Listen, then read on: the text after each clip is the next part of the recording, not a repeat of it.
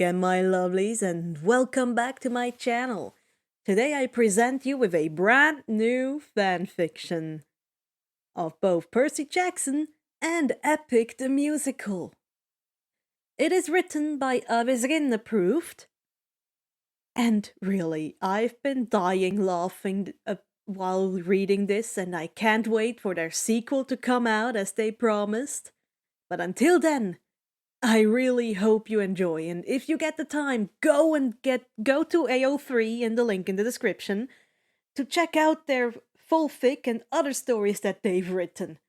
Currently, their stories are under registered members only though, due to the recent AI scraping.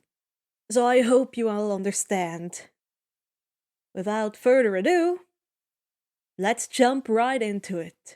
Grab yourself a snack, a drink. We know hydrate don't dihydrate. Relax a little bit. And without further ado, I hope you enjoy. Percy might be a god. At least Odysseus thinks so. Written by Avesrinapproved. Summary. Percy and Annabeth get sent back in time to the Odyssey, and well, it probably is Hera's fault. We are Perseus and Annabeth of Sicily, the girl answered quickly. I go by Percy, the boy adds, nodding. And you are? She asks. He paused for a moment. Odysseus. My comrade is Polites. You're a bit young to be without a crew. They both get a look, like from the Percy starts, Annabeth cutting him off with a hard elbow to the ribs. We're stranded, sadly. You're the king of Ithaca, yes? She asks. Odysseus doesn't know how to feel about them. They don't have the right attitude for gods, but they also don't seem human. Not even close to normal. Chapter 1. Are there gods on this island? As Polites and Odysseus are headed back to their ship with their new info of the food-filled cave, they stumble upon two kids. Odysseus tenses, blocking Polites from walking any further with one arm, the other grabbing his sword. Though despite having their weapons drawn, they aren't currently posing a threat. Instead, they are both looking at the lotus fruit and talking in a language they don't know. He didn't think this island was inhabited by anyone. They only saw the lotus eaters. He slowly tries to back away and find a way around them without a fight, but the boy quickly spins to them as soon as they move, his sword pointed at them. He's ready for a fight in light leather armor, but he doesn't attack, just watching as Odysseus steps back.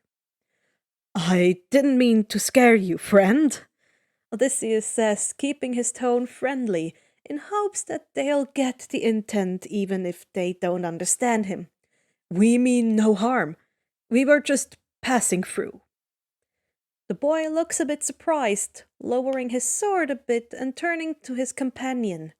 She must be a noble of some sort, her golden ringlets done up in an intricate and lovely style, though her long skirts have been pulled up and tucked into her belt, so she may walk better.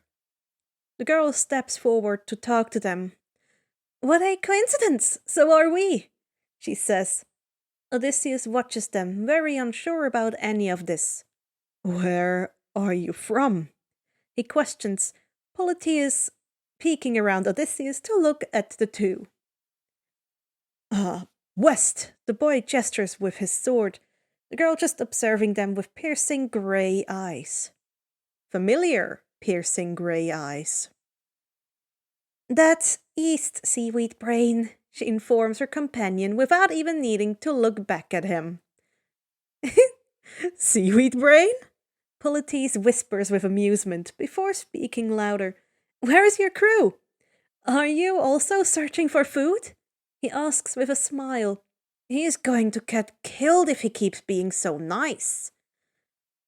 Food would definitely be nice, and it's just the two of us, the boy says, letting his sword fall to his side. But he doesn't put it away. There's no food on this island, I'm afraid, Polites says.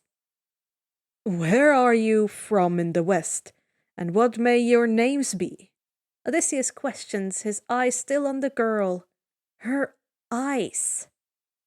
We are Perseus and Annabeth of Sicily, the girl answers quickly. I go by Percy. The boy adds, nodding. And you are? He pauses for a moment. Odysseus. My comrade is Polites. You're a bit young to be without a crew. They both get a look. Like from the... Percy starts, Annabeth cutting him off with a hard elbow to the ribs. We're stranded, sadly. You're the king of Ithaca, yes? She asks. Odysseus doesn't know how to feel about them. They don't have the right attitude for gods, but they also do not seem human. Not even close to normal. Yes, I am, he nods. We're actually heading back to Ithaca right now, Polites purrs. That's great! That sounds where we're headed. Actually, would you mind if we traveled with you? Percy is great with boats. He could help you get home faster, Annabeth offers. Oh yeah, I'm fantastic with boats. Percy agrees emphatically. Odysseus pauses. Would that be wise? Letting these strangers join them, having more mouths to feed when they already have such little food? Though he doesn't get much of a chance to answer. That would be wonderful! More hands on deck are always welcome! Polites nods. Odysseus looking at him. If all right with you, Captain? Polites smiles guiltily. Odysseus sighs lightly. Another hand would be good, but don't you have your own boat? We did, Annabeth nods. Yeah, it's kinda broken. On the beach, Percy says with a lot of guilt. I see. Odysseus looking at him for a good moment before taking a breath. How much harm could it really do? And if they are gods in disguise? All right, let's go.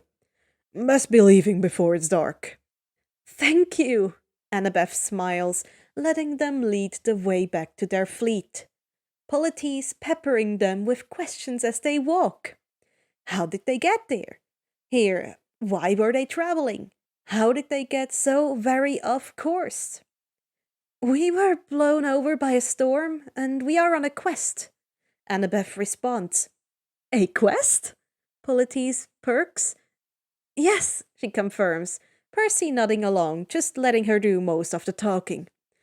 Oh, wow, you have a ton of ships still, Percy says as they reach the beach and out onto the sand. Yes, we do. Did you know of the war? Odysseus questions. Yes, we knew about the war in Troy, but holy shit, seeing a whole fleet in person's like, wow! He smiles wide and goes to check them out, Annabeth following with excitement. Odysseus watches as Annabeth starts to look over the boats with Percy, noting down how they were made, the type of nails and glues and such used, while Percy just nodded along. He is a sucker for kids, and it truly is a sight to behold. A whole army. Odysseus goes to board his ship and warn the crew that they have picked up 2 travelers. Captain, we are already starving. Please tell me you didn't get more people. Eurylochus protests. It's only 2 more, a woman and a man. I understand we are starving, but I believe not taking them puts us more at risk. Odysseus explains, I do not believe them to be human, he informs. Eurylochus sighs and nods as Odysseus calls Annabeth and Percy on, submitting to his captain's wishes. He'll understand once he sees them. Percy smiles as he steps onto the boat, looking stronger somehow, more invigorated. Definitely not human. Odysseus makes sure everyone's settled and good before calling for them to cast off, instructing them on where they're headed, an island with a food-filled cave. Percy wrinkles his nose a bit. Oh, isn't that... How fast do you think I can make these boats go before they break? He asks, turning to Annabeth. Annabeth gives the deck a good few stumps before replying, her head tilted to the side slightly as she thinks. They're in pretty poor shape, she informs him. Percy sighs softly. All right, I won't push it then. He submits with a sigh. Odysseus turns to give them a look. How fast? I don't think anyone here can row faster than they already have. Then tell your men to lift their oars. Percy sits on the bow of the ship, smiling deviously at him, like he knows something they don't. Odysseus gives him a skeptical look. What an odd request. He follows, though, calling for all their ships to lift their oars, waves starting to violently lap at the sides of the ships as the last oars are lifted.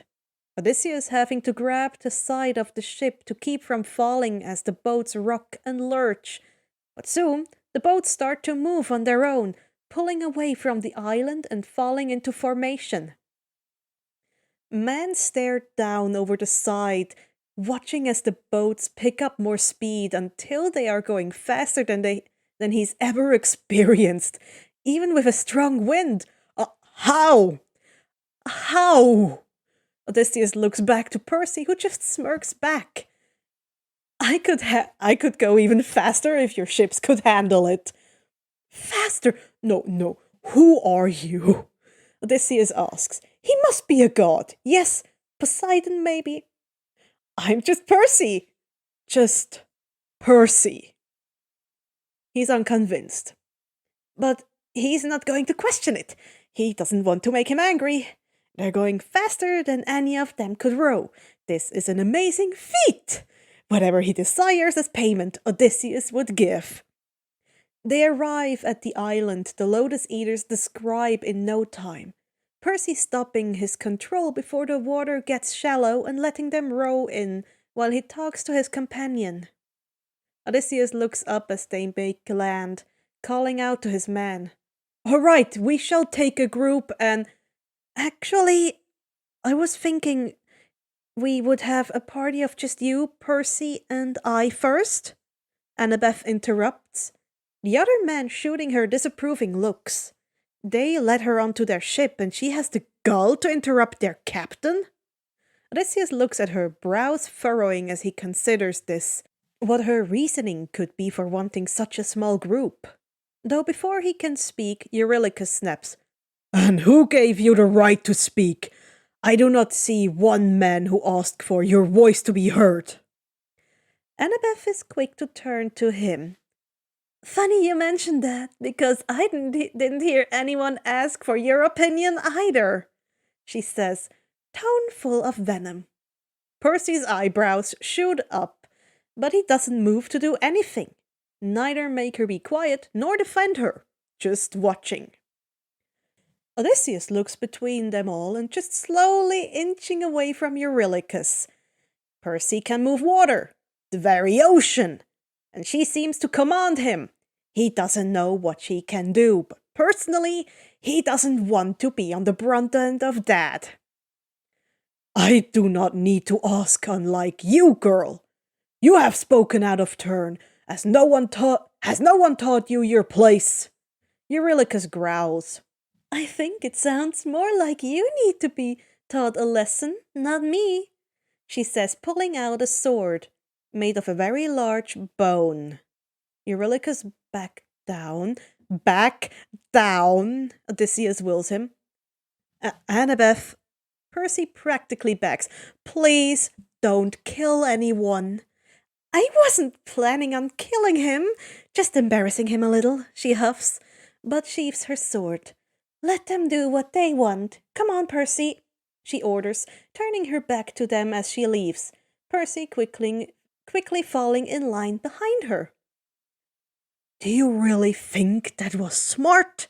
Odysseus asks as he moves to Eurylochus. She spoke out of turn, he argues, still glaring as the girl leaves. I was just teaching her some manners. And he can move the ocean. Do you want to test her and see what she can do? Odysseus hisses to him. Watch the ships. Do not leave them, he orders as he disembarks the ship, hurrying to catch up with Percy and the still murderous Annabeth. Please excuse my crew. They are not used to listening to anyone but me. He apologizes as he catches up to them. It's fine, Annabeth says, though her tone says otherwise. I'm used to it. Just don't kill anything and we'll be fine. Don't kill anything. I won't, he confirms, though he's still unsure how he feels about her ordering him around either. He is a king and captain of the ship they're on. Percy, you're going to do the talking, she instructs. Percy nods a bit. All right. Talk to Polyphemus, he says tightly. Who is that? Do they know the owner of this island? He wonders. Annabeth stops him before he can get too close to the cave, glancing around as Percy walks up to the mouth of it. Polyphemus? Brother? I ask for your aid, he calls into it. A loud, slightly upset voice comes booming out in response to Percy. Brother? Then the sound of large footsteps fill the cave as a cyclops comes out to the entrance of the cave, looking down upon him. Percy smiles up, looking way too calm and confident in facing the same thing Odysseus is. Yes, or half-brother, if you want to be technical, he chuckles. I know we've never met, but I was hopeful that you would be willing to help a brother out. You are not a brother, Polyphemus scoffs. He's going to die. My father is Poseidon, just as yours. I can prove it if you'd like, Percy offers. Prove it. You are too small, too weak, the Cyclops demands. Percy turns to the ocean. See all of those boats out there? He gestures. The Cyclops moves closer, looking down at the ships. Yes, answers Polyphemus. Odysseus having to turn as well to see how Percy is going to prove such a claim. From up here. It not taking long before one of his ships shift, rising out of the ocean on a pillar of water. Oh, wow, he truly is powerful. Oh, his poor man. Tiny brother, why do you ask for aid? Polyphemus asks as Percy sets the boat back down. The fleet I'm traveling with is out of food. I was hoping you would be able to spare some. He gestures back to the boats. Why do you not eat from your fleet? You have plenty, Polyphemus notes, looking over them. Do you eat other Cyclops? Percy asks reasonably, seeming less sickened by the thought than Odysseus. Polyphemus, having to pause and think, takes a moment. No. It is the same for me and them. Plus, I do not have a Cyclops stomach. I could get sick. Food for food? He offers, and now it's Percy's turn to think it over. Is he actually considering? Odysseus is about to chime in that he will not be giving any man to be eaten when Percy speaks again. We don't have much food to offer, and I'm not willing to give up any of my fleet. But we do have some wine. Would you accept that? He offers. Wine for food, Polyphemus considers before nodding. Percy perks up. Thank you so much for your kindness, brother. He tilts his head to Annabeth, who quickly grabs Odysseus to gather their ship's wine, leaving Percy alone with his brother. When Odysseus gets back, Percy is just casually chatting with the Cyclops and petting a giant sheep. "Oh, hey, come pet this sheep, it's so soft," Percy invites when he spots him, looking to Polyphemus for permission, who slowly nods, encouraging Odysseus to go with him, with extreme hesitation. Odysseus meets him with the same, but he approaches and reaches out to stroke the sheep. "Isn't their wool so soft?" Percy asks as Odysseus touches them. "Oh, you are very soft," he coos as he pets the sheep. He can't help it. He always liked animals.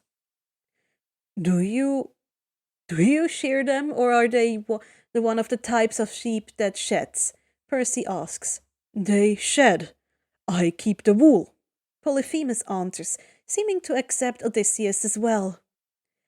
"Ah, that sounds a lot easier to manage than shearing all of these sheeps," he chuckles. Shearing hard," Polyphemus agrees. Percy nods and looks to Odysseus. "You brought the wine, yes?" Yes, lots," he nods, gesturing to several terrified men that he enlisted to help carry the wine they could spare to the cave. Percy smiles and gestures. "Think that's a fair trade?" he asks. Polyphemus looks at it all, nodding with a huff, pushing a very large basket out of the cave for them. Holy shit, that thing is stuffed! Cheese wheels, fruit, dried meat. Odysseus sometimes forgets that these lawless beasts who feed on humans eat other things as well. "Thank you, brother. I will see you soon again sometime," Percy says as Odysseus convinces his men to come help carry the food back to the fleet. Polyphemus gives a wave. "Goodbye, brother. See you someday." Wow, Odysseus breathes. He is very lucky to have Percy on his ship. "I know, I can't believe that worked. I was so ready for him to try and kill me," Percy exclaims once they're farther away from the cave. "You didn't know that would work?" the men ask in horror. "Not a clue," Percy admits, laughing as if all the relief and adrenaline washes over him. Odysseus can't help but join in as the shock sets in. That kid spoke to a Cyclops without knowing if it would work or not, and ended up petting a sheep. You're quick on your feet." "I've had many years of practice," Percy brags, "and it helps that I just pretended he was Tyson. He's another half-brother. That's also a Cyclops," he admits. Then, and when were you going to share with me that you are a son of Poseidon?" Odysseus questions. "I thought it was obvious with the controlling water, and then I did say to Polyphemus. So I didn't think I had to tell you directly. Kind of figured you assume you're favored by Athena, aren't you? Supposed to be smart," he jokes. He chuckled. "I had guesses," he confirmed. "He is definitely going to need to figure out one way to repay him. And his Annabeth, he will need to find a way to repay Annabeth as well, especially for not killing Eurylochus. He left them alone."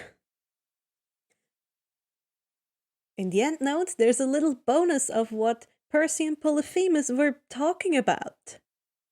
Once Odysseus has left, Polyphemus moves into the cave, gathering a large basket of food, the thing nearly the size of a shipping crate. Percy hopes that Odysseus and Annabeth have the foresight to bring some men with them, because he does not think they could move that with just the three of them, and he doesn't want to know what Polyphemus will do if he's made to wait twice. "Your sheep are very cute," Percy compliments, gesturing into the cave. hoping to keep him distracted until they come back, praying to Poseidon that Polyphemus doesn't change his mind about letting them live. Polyphemus pokes. "They are cute. They are my friends." He agrees, letting one of the very large sheep over for Percy to see up close. He's a lot more friendly when he hasn't been betrayed yet, Percy notes. "Oh, very cute," he nods. "Have you given them names?" he asks as he strokes the sheep's nose. This is Laileps." He pets the sheep, which makes a soft, low meh. Not a name Percy had heard before, though his sheep aren't immortal, so it does make sense he would not be the same. "Laileps," he smiles. "What a cute name you have." He coos to the sheep. "I don't have any sheep, but I do have a Pegasus named Blackjack and a hellhound named Mrs. O'Leary," he shares. Polyphemus smiles at Percy's cooing. He likes his sheep. He is nice to his sheep. "Blackjack," he repeats back, seeming to like that name. "Where is brother going?" "We are headed to Ithaca," he informs, still babying the sheep. "This isn't too bad. Actually, it's kind of like talking to Tyson." Percy wonders if Tyson's around yet. Probably not, right? "Ithaca, with many men. You help them?" Polyphemus asks. He nods. "Yeah, I'm helping them. They were far from home for a long time, and I'm trying to get them back." "Home." He looks at his sheep. "They will have food for trip. See their own herds, though if they come back, men for food is still trade," he offers. Percy nods. "Thank you. I will make sure to tell them." "Very much not going to tell them, Dad." Here we are, with the first chapter done. I really enjoy this fic so far. It is really fun. It is really lighthearted. Just a good time. I really like it, and I hope you will too. Once again, go to Avesrinapproved on AO Free. Click the link in the description. Just give them all the kudos they deserve. And with also, if you like the way I read the fics, consider checking out some of the other works I've done so far with the approval of their authors. Or why not like and subscribe? And without further ado, I hope you had fun, grab yourself another drink, and see you next time.